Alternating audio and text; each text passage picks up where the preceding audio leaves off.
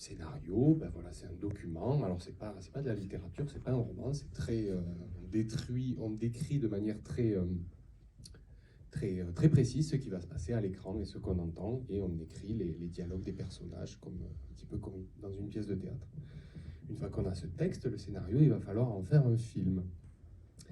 Et c'est à partir de ce moment-là que le travail en équipe commence. Donc je vais travailler avec des dessinateurs au début, qui vont être chargés, rien qu'à partir du texte, de discussions qu'on va avoir ensemble, d'images qu'on va regarder, de photos, ils vont être chargés d'imaginer les personnages.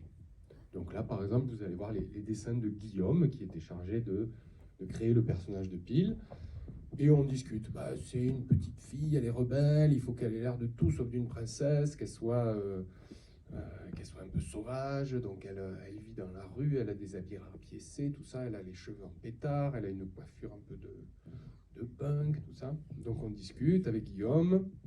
Il fait plein de propositions différentes. Et voilà. Et sur la base de ces dessins, on essaye de trouver le dessin, le look du personnage qui va nous plaire, qui va bien coller avec Pile. Une fois que ces premiers dessins ont été faits, ces dessins très brouillons, on va ensuite affiner le trait, on va détailler nos personnages, toujours en dessin, et ça va un petit peu plus ressembler à du dessin, comment dire, d'architecte. Vous voyez, on va vraiment faire des plans des personnages tels qu'ils vont être modélisés sur ordinateur, tels qu'ils vont être créés dans le logiciel 3D, puisque avec le logiciel, on va faire des sortes de sculptures, des sortes de marionnettes qu'on va ensuite faire bouger, qu'on va animer. Finalement, ça ressemble plus à du cinéma d'animation à partir de marionnettes que vraiment à du dessin animé. Voilà, vous voyez le personnage pour être comme ça. Et qu'est-ce qui fait, pardon Julien, qu'est-ce qui fait que avec l'équipe, toi, vous vous dites, ben voilà, c'est elle. Pile, elle est comme ça. Pile est comme ça. Ça confirme on a une première vision d'elle sur les dessins 2D. Une fois qu'on passe en volume comme ça et qu'on va pouvoir tourner autour du personnage, le faire bouger comme une marionnette dans l'ordinateur, bien sûr, on s'aperçoit qu'il y a des choses qui marchaient pas trop. Au début, j'aimais bien l'idée que Pile avait une grosse mâchoire, un peu comme dans les films de Miyazaki. Là, j'aimais bien. Et puis, bon, quand on a vu le premier personnage en 3D, on a l'impression qu'elle avait mangé une bouée, quoi. Donc là, on est venu affiner son menton, on est venu resculpter un petit peu son visage. On a travaillé sur sa coiffure avec ses petites tresses sur le côté, tout ça. Donc, on travaille constamment, je travaille constamment avec l'équipe pour modifier, intégrer leurs propositions, les choses comme ça. On fait ça pour les personnages et on va aussi faire ça, bien sûr, pour les décors. On cherche des idées, donc Moyen-Âge, on regarde Robin des Bois, les Chevaliers de la Table Ronde, tout ça, et puis on se dit, tiens, on va se balader petit peu autour de chez nous, quoi. Et avec quelques-uns de mes dessinateurs, on prend la voiture et on part à la cité de Carcassonne, on part dans des villes médiévales, pas très loin de Toulouse, à Cordes-sur-Ciel, tout ça. On prend des photos, on fait des dessins et on se dit, tiens, ça c'est quelque chose qui n'a pas été très très exploité, en fait, un Moyen-Âge vraiment du Sud. On est habitué un peu au film anglo-saxon, donc on va vraiment beaucoup s'appuyer sur ce côté briques rouges, tuiles, la ville comme ça en pain de sucre, comme c'est le cas justement à Cordes-sur-Ciel, des espèces de châteaux perchés en haut de falaises comme on a dans le pays Qatar. Voilà, donc là on a trouvé un petit peu la couleur de notre univers. On dessine tous ces personnages, tous ces décors. Il y a des gens qui commencent à fabriquer les personnages et les décors dans l'ordinateur, donc ça va ressembler à des maquettes, à des petites poupées qu'on va ensuite animer, mais on ne se lance pas tout de suite dans la fabrication du film. On fait d'abord un brouillon du film à partir du storyboard. Et le storyboard, donc c'est une phase très très importante où on a des dessinateurs qui vont retranscrire toute l'histoire du film, tout ce scénario qui fait 90 pages, ils vont le retranscrire en plans. Les plans, c'est... je ne sais pas si le scénario raconte que Pile est en train de discuter avec Robard dans la rue et puis qu'au bout d'un moment, ils s'en vont. Et bien, plan numéro 1, on est sur le visage de Pile, gros plan de Pile. Elle dit quelque chose à Crowbar, puis la caméra bouge, on passe sur un gros plan de Crowbar, deuxième plan, un gros plan de Crowbar, et troisième plan, ils décident de partir ensemble, c'est un plan large de la rue, on les voit marcher tous les deux. Le film, il est découpé comme ça en plans, à chaque fois que la caméra bouge, c'est un nouveau plan, il y en a 1200 dans le film, donc on va avoir 1200 dessins, même plus, puisqu'on va décomposer un petit peu le plan en plusieurs dessins. Et, c'est dommage, tu viens de donner une réponse qui aurait pu être une question qu'on aurait pu demander au public. Combien il y a de plans dans le film? Ouais. On pourra la reposer, ils auront peut-être oublié, on verra. Et on va faire un brouillon du film, c'est-à-dire on va poser ces images qui sont des images beaucoup plus brouillonnes que ça. Vous en avez vu passer quelques-unes tout à l'heure en noir et blanc, vraiment faites au crayon comme ça. Et on a notre brouillon du film qui dure 1h30, qu'avec des dessins en noir et blanc, avec les dialogues qu'on a enregistrés nous-mêmes en essayant de changer un peu nos voix pour que ça ressemble à quelque chose. Ah, j'ai fait la voix de Bill comme ça, ou la voix qu'on voit comme ça. On met des musiques de film dessus qui ne sont pas du tout les musiques définitives et on regarde déjà si ça a l'air de marcher, si le film dure assez longtemps, s'il n'est pas trop long, s'il n'est pas trop court, si ça a l'air d'être marrant. Oui? Question? Oh, la pauvre chaussette! Qu'est-ce qui lui est arrivé à la chaussette? Alors c'est marrant, on m'a beaucoup posé des questions sur qu'est-ce qui est arrivé à cette pauvre chaussette. Mais une fois, on m'a posé la question de qu'est-ce qui est arrivé au barbu qui cassait la porte à coups de hache, comme ça, là, le méchant, là. Il y a une petite fille, il est arrivé quoi au barbu? Et il va bien, il va bien. Il a juste les oreilles qui sifflent un peu, mais t'inquiète pas, il va bien. Et la chaussette? Et donc la chaussette va bien aussi. Mais il est tranquille quand c'est la porte? Oui, enfin, il faut la rapiécer un peu quand même. Mais c'est pas grave, c'est une chaussette. Elle peut plus parler. Non, est-ce qu'elle parlait vraiment, cette chaussette? Qu'est-ce que vous en pensez, les enfants? Mais non, mais ça... Bah oui, elle peut parler. Tu connais les Elle avait ventriloques? la bouche fermée, elle ouvrait la bouche. Des marionnettes. La chance! On est d'accord, il parle jamais. Vous avez vu, hein, Rigolin, il peut jamais parler en même temps que sa chaussette, quoi. Quand il fait parler Crapulot, c'est pour ça qu'ils doivent crier à tour de rôle. Je sais pas le faire, moi. Et après, oui, j'en étais. Donc on a fait l'animatique, voilà, ce brouillon du film. Et là, ça y est, on peut attaquer la 3D, donc les animateurs qui sont à la fois les marionnettistes et ceux qui vont donner tout le jeu d'acteur aux personnages. Ils ont nos personnages en 3D qui sont articulés comme des personnages de jeux vidéo et ils vont leur donner voilà, toutes leurs expressions. Ils vont les faire bouger, ils vont les faire vivre, animer leur visage, etc. Une fois qu'ils ont fait ça, on va coller la voix des acteurs par-dessus. Il y a des acteurs de doublage très talentueux. Vous avez peut-être reconnu quelques voix. Ce sont des gens avec qui moi j'avais travaillé pas mal sur les As de la Jungle.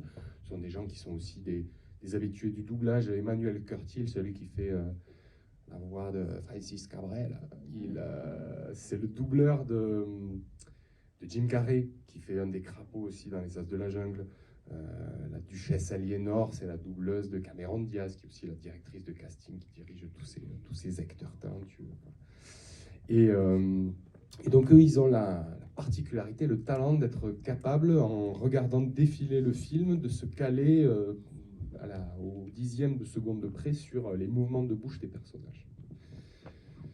Là, vous continuez à voir défiler des images un petit peu de tout ce qui a été fabriqué. Il faut se dire que tout est fait à partir de rien. Hein. On part de zéro, donc le moindre brin d'herbe, le moindre caillou, la moindre feuille a été dessinée, modélisée, texturée, c'est-à-dire on va coller une image dessus très réaliste. On essaye d'avoir des textures le plus réaliste possible, même si les personnages sont caricaturaux, leurs habits, le bois, la pierre, le caca, tout ça, on essaye de faire en sorte que ça ait l'air vrai. Oui. Tu as remarqué qu'il y avait les As de la Jungle. Est-ce que tu as vu qu'il y avait, on le voit pas trop là, il y a Al dans un bocal et il y a même Patrick des As de la Jungle. Et la mamie qui fait taper. T'as vu la mamie qui fait taper. Ouais, on se fait des références à nous-mêmes. Et en plus, il y avait le méchant qui mentait pour pas qu'il se fasse tuer. Oui, il est menteur. Il est malhonnête, il est méchant. C'est le méchant. Bravo d'avoir vu Patricia. Qu'est-ce qu'est-ce que je peux vous raconter encore après? Je vous épargne les milliers, les millions d'heures de calcul avec toutes les machines qui ensuite calculent pour rendre les images avec les couleurs définitives, tout ça. Les grimaces. Ouais. Et comment ils sont faits, les chiens? Le petit chien Lisandre, Pépette. Il s'appelle Pépette, elle s'appelle Lisandre en fait. Alors Pépette, ils se sont inspirés de la manière de bouger d'un vrai chien. Et puis à partir du moment où elle se transforme en dragon, bon bah là, elle bouge moitié chien, moitié dragon. On voulait que ce soit. Et comment elles sont faites dans le film en fait? Comment on a fabriqué? Comment on a fabriqué le chien? On a fait une sorte de marionnette dans l'ordinateur. Il y a quelqu'un dont le travail c'est juste de faire ses poils, parce que c'est très compliqué de faire les poils. Et puis après on l'a fait bouger. Alors d'abord, avant d'enregistrer, avant de mettre des vrais aboiements de chien, j'ai essayé de faire la voix du chien comme ça. Donc avec ma voix, les animateurs l'ont fait bouger comme ils ont pu. Et puis après, l'ingénieur du son, qui est chargé à la fin de faire le son définitif du film, de rajouter tous les bruitages, les bruits de pas, tout ça, c'est pareil, tout le son est fait depuis zéro. Il faut bruiter le moindre pas du personnage, le moindre bruit de la robe de Pile qui bouge, tout ça c'est fait. Et donc le chien c'est pareil, on a des enregistrements de plein de chiens et on va découper des petits bouts d'aboiement et on les colle sur le chien quand on voit que ça colle bien sur sa bouche. Et c'est pour ça que ça donne l'impression qu'elle aboie pour de vrai. Tu as bien compris la réponse? Bravo. Félicitations. Félicitations. Sacré suspense. Qu'est-ce qu'il reste à faire? La musique. Donc je vous ai dit tout à l'heure, on a fait le brouillon du film en prenant des musiques de films qu'on va piocher n'importe où. De toute façon, c'est destiné juste à nous, à l'équipe. Donc on va piquer des musiques dans des films de Disney, des films qu'on aime bien et tout. On écoute ça avec le compositeur. Il dit ok, il te faut 50 minutes de musique. Là tu veux un truc plutôt péchu. Là tu veux une musique plutôt entraînante. Là tu veux quelque chose de calme. Et lui il va recomposer toutes les musiques du film en essayant de tenir compte du rythme, de la durée que nous on a déjà placé. Et Julien, tu peux commenter ce qu'il y a à l'image? Et je vois que vous avez une question, madame. Ça, c'est les tout petits détails, à quel point on peut pinailler quand on va animer les personnages. Vous voyez, ça, c'est le directeur de l'animation qui a fait des tableaux comme ça pour dire aux animateurs, attention, quand il est fâché, il n'a pas les yeux complètement fermés, il a les yeux encore un peu ouverts. On ne veut pas que ses pupilles soient trop collées aux côtés des yeux, on veut qu'on voit toujours bien le blanc de ses yeux pour bien lire ses yeux. Tristan, quand il crie, là, le mâchoire qui se tord un peu pour avoir le visage un peu souple, tout ça. Donc ça, ce sont des documents qu'on fabrique au tout début, quand juste moi et le directeur de l'animation, on décide de la manière dont vont bouger les personnages. On va trouver une marche pour chaque personnage, une manière de courir, une manière d'avoir peur, d'être en colère, tout ça. On le décide ensemble et ensuite, quand les animateurs vont faire bouger les personnages dans tout le film, ils se référeront à ces documents pour que les personnages bougent toujours de la même manière. Parce que dans les films américains, il peut y avoir un animateur qui va faire le même personnage pendant tout le film. Nous, on ne fait pas comme ça. Les animateurs font bouger tous les personnages. Donc il faut qu'on ait des documents pour qu'on sache, ah oui d'accord, Pile quand elle sourit toujours comme ça, qu'elle ne change pas de visage selon chaque animateur qui l'anime, quoi. Donc il y a des espèces de règles un peu... Et en voyant les dessins, on se rend compte que si les paupières viennent couper les yeux d'une personne, on a un air hautain. Oui, mais qui est rigolo aussi. Ça fait un peu plus, ça fait un peu plus cartoon, un peu plus, je sais pas, droppy peut-être que celui d'à côté, mais en tout cas ça marche mieux, quoi. Ça me plaît plus. Vous voulez poser une question? Cocarel, ça existe vraiment? Ça vient de chez vous ou c'est inventé? Ça vient de chez nous, mais c'est inventé. Il y a Macarel à Toulouse, en occitan. Mes grands-parents disaient Macarel. Et je sais toujours pas trop ce que ça veut dire. Zut, mince, flûte, on va dire. Et quelle serait la traduction corse de cette interjection? Ah oui, c'est une bonne question.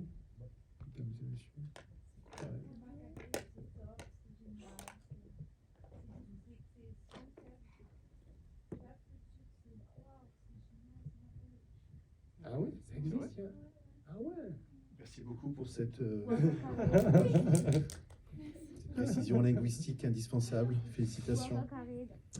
Donc voilà, c'est un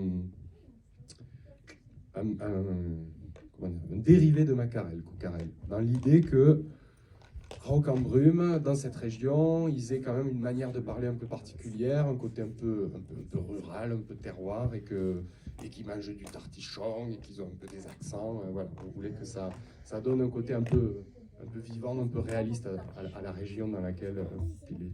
Tartichon? Oui, il y a quoi dedans? Du gras? Du cochon? Il peut y avoir du tartichon végétarien. Mais c'est pas bon le canard. Il y avait un canard dans l'assiette. Ah! C'était Tu pas le trouves- faisan tu plutôt? trouves que le canard, c'est pas très bon? Mais non, il faut vraiment que je les écoule, les messages. Je suis végétarienne. Ah, toi, tu aimes le pâté de canard? Très bien. Le premier tartichon a été fabriqué au pôle Sud. Ça paraît bizarre comme ça. Mais j'ai échangé des mails avec des gens d'une base scientifique au pôle Sud qui disaient ouais, on s'ennuie un peu là-bas et de temps en temps les gens ils nous envoient des films. Là, on passe par le distributeur SND, ils nous ont envoyé Camelot. Vous voulez pas nous envoyer votre film? Donc on leur a envoyé Pile, ils ont vu Pile, ils ont dit oh, ça nous a fait marrer, on va fabriquer des tartichons. Donc voilà, au mois d'août, il y a des gens qui ont fait des tartichons au pôle Sud. Je suis pas allé les goûter, je vous rassure, mais Moi, je suis voilà. preneuse de la recette. De la pâte, du gras et encore du gras. Alors, une recette un peu fictive a été effectivement fabriquée sur la page Facebook de SND, le distributeur du film, et TAT. Ouais. Il y a une recette qui a circulé. Ah, je vais aller voir alors. Voilà. En tapant, je pense, tartichon, Pile, recette, vous tombez dessus. Marmiton, tartichon, / tartichon. Il y a une recette spéciale pour les moutons. Tartichon mouton, ouais, pourquoi pas, ça peut se faire. Tartichon kebab. Mais c'est bizarre, le berger il se transforme en licorne. Mais il le sait pas, il faut pas lui dire, le pauvre. Il est pas au courant. Son pantalon qui craque à chaque fois, il le sait pas. C'est le point commun qu'il a avec l'incroyable Hulk. Exactement. Il m'en reste plus que 3. Alors, qui ne l'a pas eu?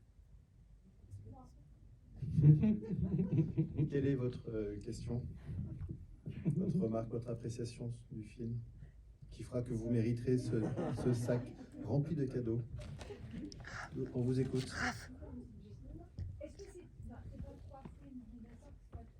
Allez, ça y est, je vais encore me faire gronder. Bravo. Elle a gagné un sac, un deuxième Bravo, sac. votre Et voisine la dernière, a et la gagné. dernière, la toute dernière, celle qui arrive à la fin du film. Une génette. C'est presque un sans faute. Je me fais très souvent gronder par les amateurs de furet. Ouais, c'est pas des fouines, ça bouge comme des furets. Effectivement, un de nos animateurs est fan de furet. Et du coup, il a pris des photos, il a filmé ses furets. Et donc, on a fait bouger les fouines comme des furets. Donc, voilà, la belette bouge comme l'hermine et comme le bison et comme la génette. Mais ça, c'était pour des questions de facilité. Est-ce qu'il y a d'autres questions, peut-être? Appréciation. Sur le chapeau, peut-être. Ouais. Je pense que tu peux y aller. Pourquoi le prénom c'est Francis Cabrel? Ah mais j'allais dire, tiens, c'est marrant, dès que je fais des projections d'Occitanie, tout le monde dit Francis Cabrel tout le temps, ça va. Francis Cabrel arrive aussi. Alors, j'ai parlé tout à l'heure des acteurs de doublage. Emmanuel Curtil, qui est un acteur qui me fait beaucoup rire, aime beaucoup faire des imitations. Du coup, en écrivant le film, je me suis dit, ça serait bien qu'on lui trouve un personnage qui lui permette de s'amuser et à imiter quelqu'un. Voilà, donc on lui a fait imiter Francis Cabrel et ça nous a fait beaucoup rire. À un point, je me suis dit, wow, est-ce que... Il est Marseillais. Il est Marseillais? Non, il est de Carcassonne, il est d'Astaford, attention. Voilà. Et donc ça j'étais très content. Après, le berger loup-garou, là, c'était un peu plus compliqué parce que je voulais qu'il ait un accent ariégeois, mais j'étais en train d'enregistrer les voix à Paris, donc un Toulousain qui demande à un Parisien de faire l'accent ariégeois. Le berger, je sais pas si vous, mais moi je trouve qu'il a un peu l'accent martiniquais en fait au final. Ça s'est un peu perdu quoi. Là. Il y a une espèce de il faut chercher une licorne. Mais bon voilà, c'était censé être un ariégeois. Voilà. Alors, le film est doublé dans plein de langues différentes. Est-ce que tu sais comment... Alors, les mots sont traduits, mais les références culturelles, par exemple, à Francis Cabrel, Ouais, quel type de... ça a été assez compliqué quand j'ai discuté au moment, j'ai participé qu'au doublage anglais. Et donc j'étais en Skype avec des Canadiens qui doublaient le film et qui me disent bon, qu'est-ce qu'on fait pour Francis Cabrel? Et tout content de moi, je leur fais ben, vous faites Rogue Voisine? Et là, j'ai fait un gros bide en fait. Quoi. Ils me disent quoi, Rogue Voisine? Quoi, qu'est-ce que ça vous fait rire, Rogue Voisine? Nous, ça nous fait pas rire. Hein. C'est bon, oui. L'accent. Donc ils m'ont dit bon, on va essayer de te faire Bob Dylan, une voix un peu traînante, un peu hippie comme ça. Et l'acteur n'a pas réussi, donc ils lui ont collé un accent italien pour que quand même il ait une voix rigolote. Mais il y a eu plein de difficultés. La blague, vous voulez une blague à 2 balles pour la traduire en anglais, voilà, on s'est cassé la tête. La chanson vendu, vendu, vendu matin, pareil, on s'est cassé la tête pour traduire ça. C'est finalement un boulot à part entière aussi de traduire le film. Alors, si on s'y prend, là, j'avais pas assez de temps, mais en fait, on peut carrément réécrire des bouts de dialogue pour essayer de trouver des blagues qui vont dans une nouvelle langue, etc. Quoi. Bon, c'était chouette, mais ouais, ça aurait mérité peut-être plus de temps. C'est ce pour la version anglaise, mais les autres Les autres Italie, versions, Espagne, je les ai pas, non, je les ai pas encore entendues, et puis bon, je les comprendrai pas, donc je sais pas si c'est un grand intérêt. Je sais juste qu'en Amérique du Sud, au lieu de s'appeler Pile, le film s'appelle Clara. Je sais pas pourquoi. Pile, ça leur a pas plu, donc ils ont appelé ça Clara. Ci говорите по-русски? Я говорю по-русски. Ils ont fait. Vous avez prévu un 2, vu que Tristan n'est pas mort.